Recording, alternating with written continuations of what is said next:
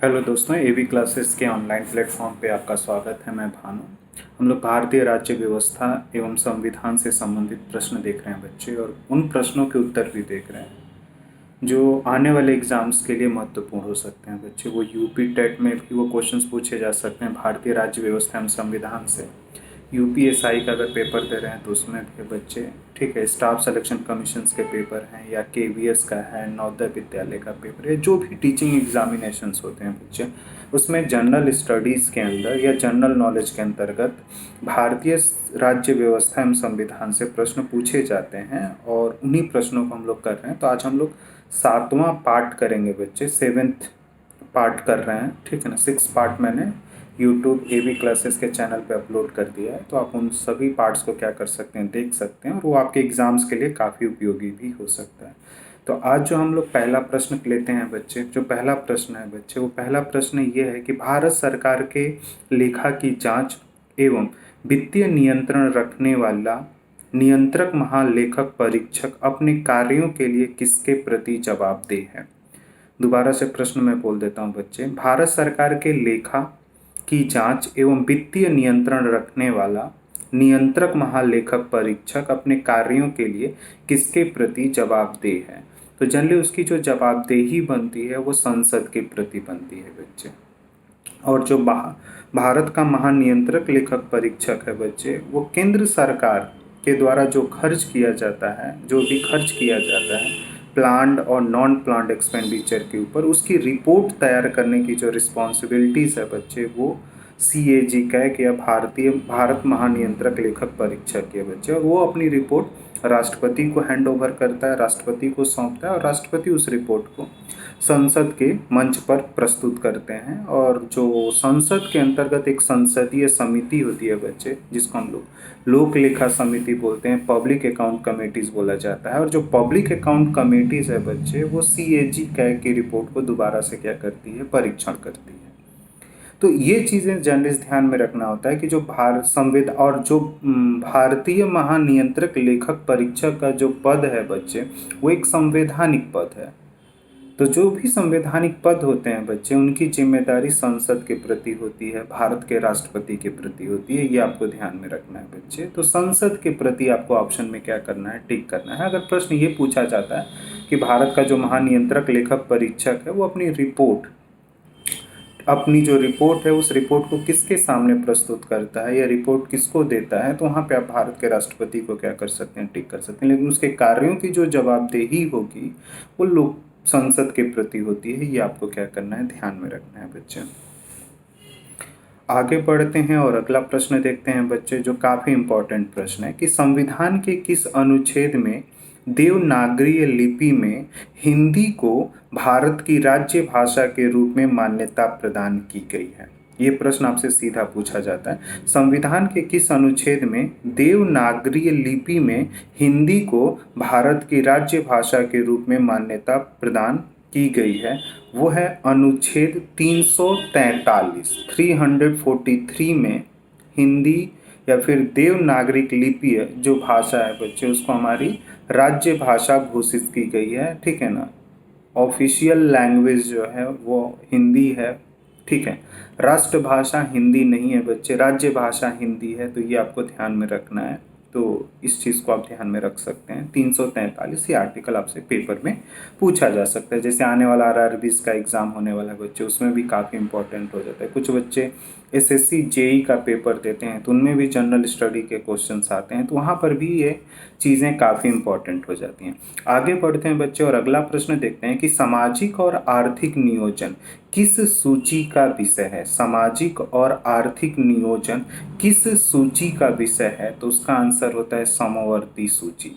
तो जो समवर्ती सूची है बच्चे, समवर्ती सूची के अंतर्गत सामाजिक और आर्थिक नियोजन विषय को रखा गया है। और सामाजिक और आर्थिक नियोजन विषय पर कार्य करने का जो अधिकार या उससे संबंधित विधि बनाने का जो निर्माण करने का अधिकार जो है, वो राज्य सरकार को भी है और संघीय सरकार को भी है।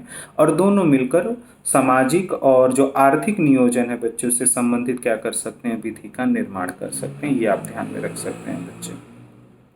अगला प्रश्न देखते हैं बच्चे, जो काफ़ी इंपॉर्टेंट होता है।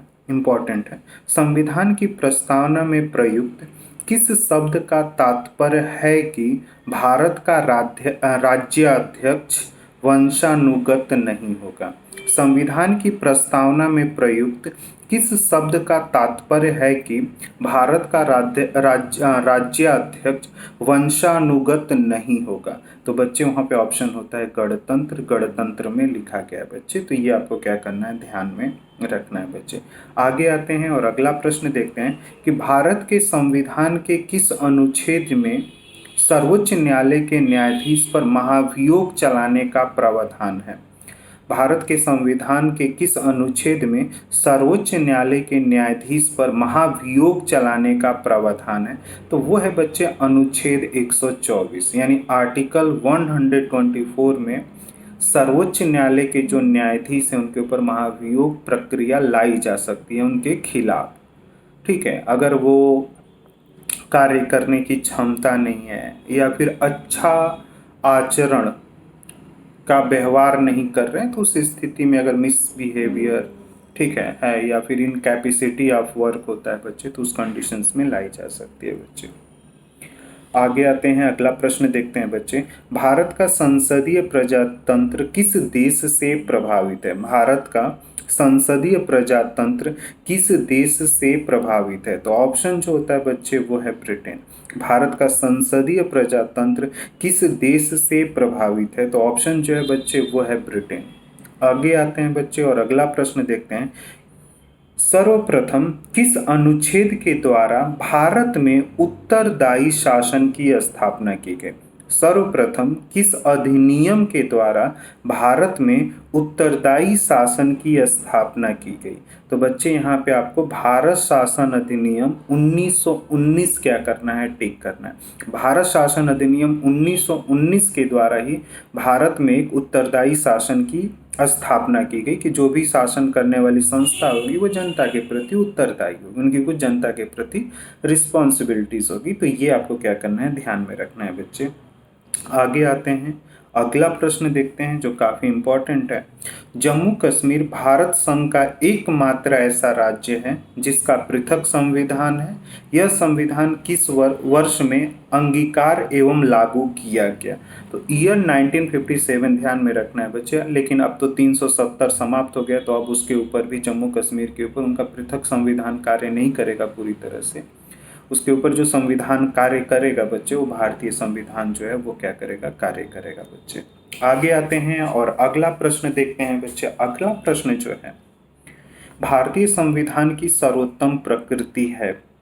भारतीय संविधान की सर्वोत्तम प्रकृति है, तो वहाँ पे आंसर में आपको टिक करना है बच्चे, एकात्मक लक्षणों से युक्त संघनात्मक। ठीक है, यानी क्वासी फेडरल सिस्टम आप इंग्लिश में देख सकते हैं। तो जो हमारे यहाँ संविधान की जो सर्वोत्तम प्रकृति है बच्चे, वो एकात्मक लक्षणों से युक्त संघनात्मक है, या फिर जिसको आप क्वासी फेडरल सिस्टम बोल सकते हैं बच्चे। आगे आते हैं, अगला प्रश्न देखते हैं बच्चे कि 1953 में गठित राज्य पुनर्गठन आयोग के अध्यक्ष थे। 1953 में गठित राज्य पुनर्गठन आयोग के अध्यक्ष थे, तो उनका नाम है बच्चे न्यायमूर्ति फजल अली। और इन्हीं के सुझावों पे ठीक है राज्य पुनर्गठन अधिनियम 1956 बनाया गया, अधिनियम लाया गया। और इसी अधिनियम पे भारत में राज्यों का गठन हुआ था, जहाँ पे भाषाई आधार पे भारत में राज्यों का गठन है, एक भाषा एक राज्य के सिद्धांत को अपनाया गया था। ठीक है, तो ये सारी चीज़ें शुरू हुई थी। तो फजल अली समिति को आपको क्या करना है, ध्यान में रखना है। आगे आते हैं बच्चे और अगला प्रश्न देखते हैं। प्राण और दैहिक स्वतंत्रता का संरक्षण किस अनुच्छेद के तहत प्राप्त होता है? प्राण और दैहिक स्वतंत्रता का संरक्षण किस अनुच्छेद के तहत प्राप्त होता है? तो अनुच्छेद 21 है बच्चे, आर्टिकल 21 में। ठीक है ना, right to life and dignities की बात की गई है बच्चे। जीवन मतलब जो जीवन दिया गया है वो गरिमापूर्ण जीवन का अधिकार है लोगों के पास, गरिमामय जीवन जीने का अधिकार दिया गया अनुच्छेद 21 के तहत। और आर्टिकल 21 में ही बच्चे राइट टू प्राइवेसी अंतर्निहित है, इनबिल्ट है, इंक्लूडेड है बच्चे, आप बोल सकते हो, ठीक है ना, इंक्लूड है उसके अंदर, ठीक है ना। तो राइट टू प्राइवेसी से इसमें जब भी निजता के अधिकार की व्याख्या करनी होती है, निजता के अधिकार की जब भी व्याख्या करनी होती है न्यायपालिका को, तो न्यायपालिका अनुच्छेद 21 के तहत ही निजता के अधिकारों की क्या करता है, व्याख्या करता है बच्चे। तो ये ध्यान में रखना है। तो राइट टू प्राइवेसी कहीं अलग से नहीं लिखा गया है संविधान में, ठीक है ना। जो राइट टू प्राइवेसी है वो आर्टिकल 21 में ही आता है। तो ये आपको क्या करना है, ध्यान में रखना है बच्चे, जो एग्जाम्स के लिए काफ़ी इंपॉर्टेंट होता है। आगे आते हैं बच्चे और अगला प्रश्न देखते हैं बच्चे। भारत सरकार ने 1956 में संविधान के किस संशोधन के द्वारा जम्मू कश्मीर राज्य को भारत का प्रांत बनाया? भारत सरकार ने 1956 में संविधान के किस संशोधन द्वारा जम्मू कश्मीर राज्य को भारत का प्रांत बनाया? तो वहाँ पे ऑप्शन में आपको 7वां संविधान संशोधन जो है बच्चे वो क्या करना पड़ेगा, टिक करना पड़ेगा। जो 7th संविधान संशोधन है बच्चे, जो 7th कॉन्स्टिट्यूशनल अमेंडमेंट है बच्चे, उसी 7th कॉन्स्टिट्यूशनल अमेंडमेंट के थ्रू जम्मू कश्मीर को भारत का एक प्रांत माना गया था बच्चे। ये आपको क्या करना है, ध्यान में रखना है। आगे आते हैं और अगला प्रश्न देखते हैं बच्चे, ठीक है। किसी पक्ष के कोई पद या मताधिकार के लिए दावा करने पर राज्य उसकी वैधता की जांच जिस न्यायिक उपचार के द्वारा करता है उसे कहते हैं। तो वहाँ पे ऑप्शन में आपको अधिकार परीक्षा टिक करना पड़ेगा बच्चे। तो ये चीज़ें आपको क्या करनी है, ध्यान में रखनी है। अगला प्रश्न देखते हैं बच्चे। भारतीय संविधान में एकल नागरिकता का प्रावधान लिया गया है बच्चे। तो वो कहाँ से लिया गया? ब्रिटेन के संविधान से। भारतीय संविधान में एकल नागरिकता का प्रावधान लिया गया है, वो कहाँ से लिया गया है? तो ब्रिटेन के संविधान से। ये आपको क्या करना है, टिक करना है, ठीक। आगे आते हैं बच्चे।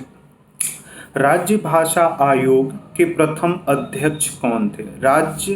राजभाषा आयोग के प्रथम अध्यक्ष कौन थे? तो वहाँ पे है बच्चे वीजी खरे जो हैं बच्चे वो राजभाषा आयोग के प्रथम अध्यक्ष थे, जो आपको क्या करना है, ध्यान में रखना है बच्चे। आगे आते हैं और अगला प्रश्न देखते हैं। संविधान की 11वीं अनुसूची में पंचायती राज संस्थाओं में सम्मिलित किए गए विषयों की संख्या। संविधान की 11वीं अनुसूची में पंचायती राज संस्थाओं में सम्मिलित किए गए विषयों की संख्या। तो वहाँ पे ऑप्शन आता है बच्चे 29, ठीक है ना। जो 29 है बच्चे, तो 29 में ही पंचायती राज के विषयों की 11वीं अनुसूची में पंचायती राज से संबंधित 29 विषय रखे गए हैं जिसपे पंचायत को अधिकार होता है काम।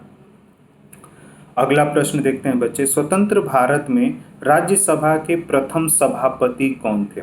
स्वतंत्र भारत में राज्यसभा के प्रथम सभापति कौन थे? तो वहाँ पे आंसर आता है बच्चे डॉक्टर सर्वपल्ली राधाकृष्णन। तो जो डॉक्टर सर्वपल्ली राधाकृष्णन है बच्चे, वो भारत के प्रथम राज्यसभा के सभापति थे। ये आपको क्या करना है, ध्यान में रखना है बच्चे। अगला प्रश्न देखते हैं। भारतीय संघ का राष्ट्रपति किसके परामर्श से कार्य करता है? भारतीय संघ का राष्ट्रपति किसके परामर्श से कार्य करता है? तो वहाँ पे जनरली ऑप्शन में आपको टिक करना पड़ेगा प्रधानमंत्री, यानी प्रधानमंत्री की ही परामर्श में, प्रधानमंत्री और मंत्री परिषद की ही परामर्श पे भारत का राष्ट्रपति जो है वो क्या करता है, कार्य करता है बच्चे। ये आपको ध्यान में रखना है बच्चे।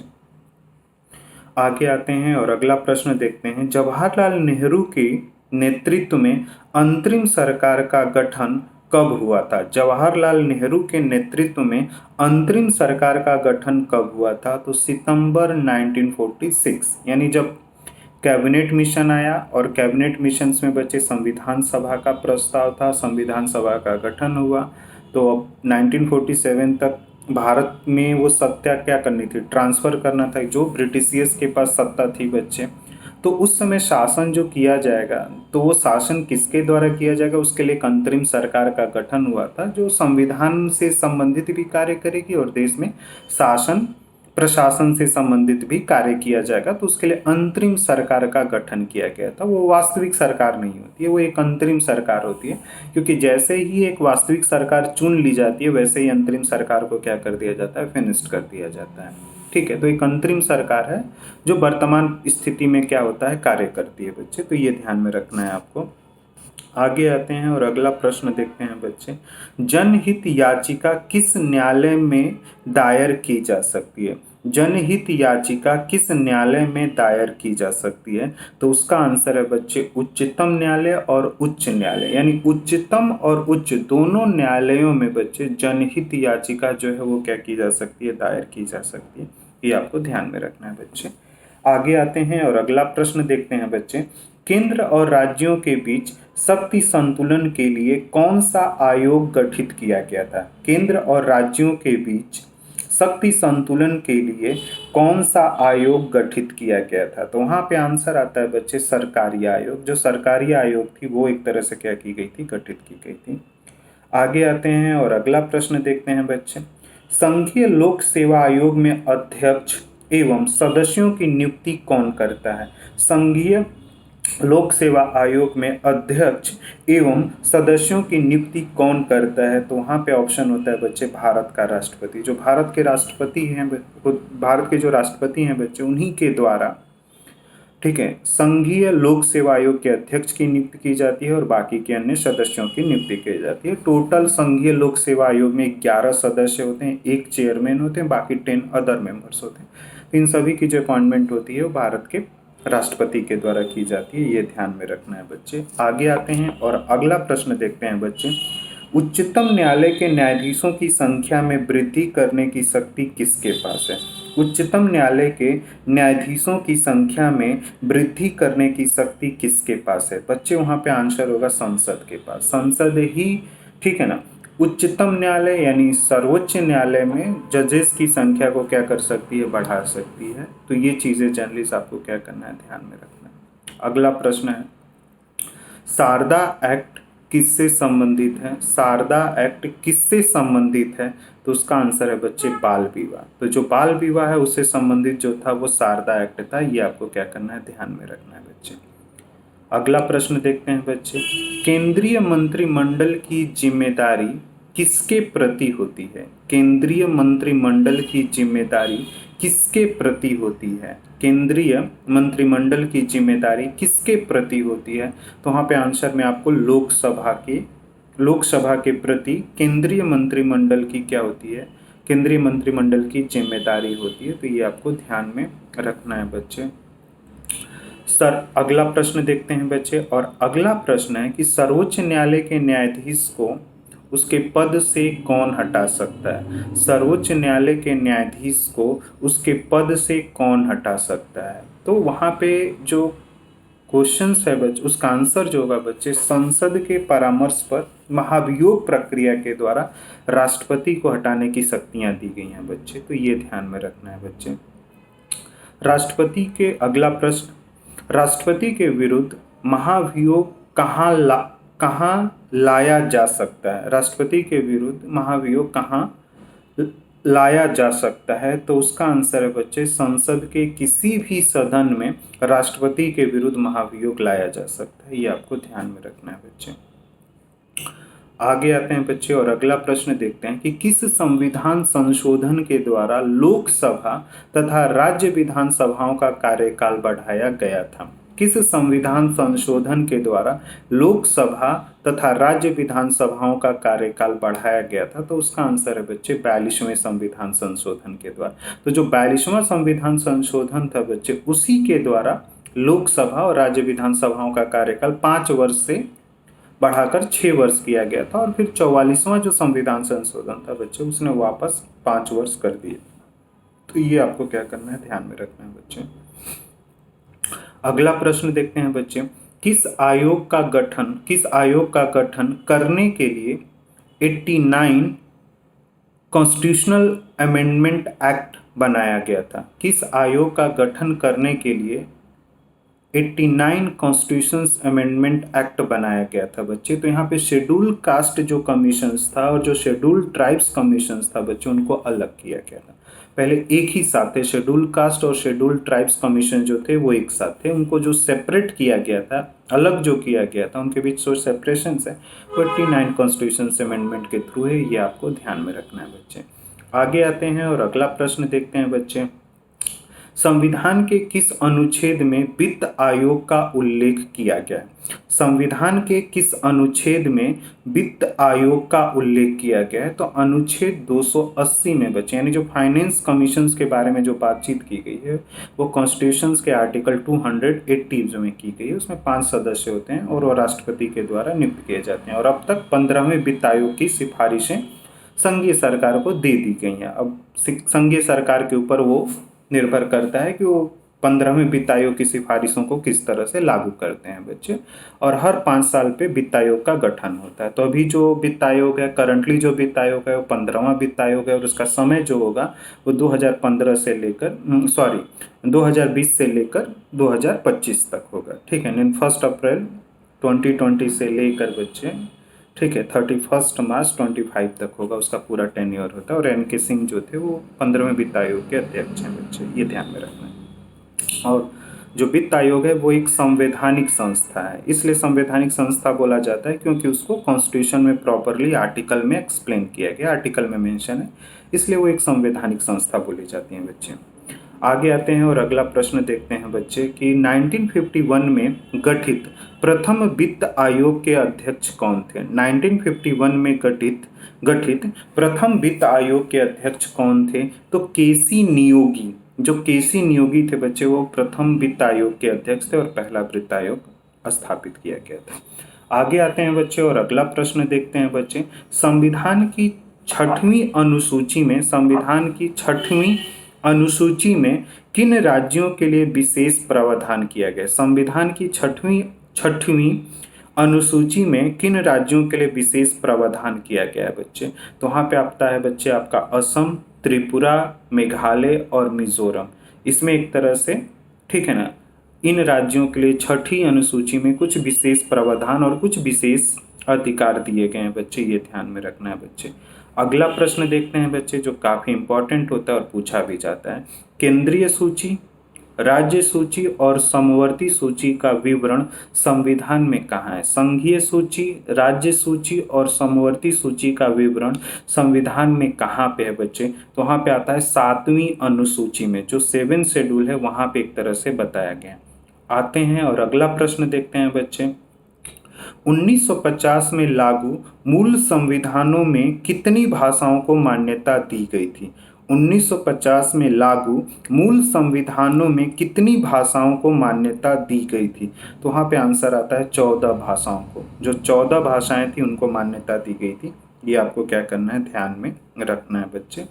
अगला प्रश्न है बच्चे, अगला प्रश्न है भारत का महान न्यायवादी कब तक अपने पद पर बना रह सकता है? भारत का महान न्यायवादी कब तक अपने पद पर बना रह सकता है? तो वहाँ पे आंसर होता है राष्ट्रपति के प्रसाद पर्यंत। राष्ट्रपति के प्रसाद पर्यंत वो अपने पद पर बना रह सकता है। ये आपको क्या करना है, ध्यान में रखना है, जो काफ़ी इम्पोर्टेंट है बच्चे।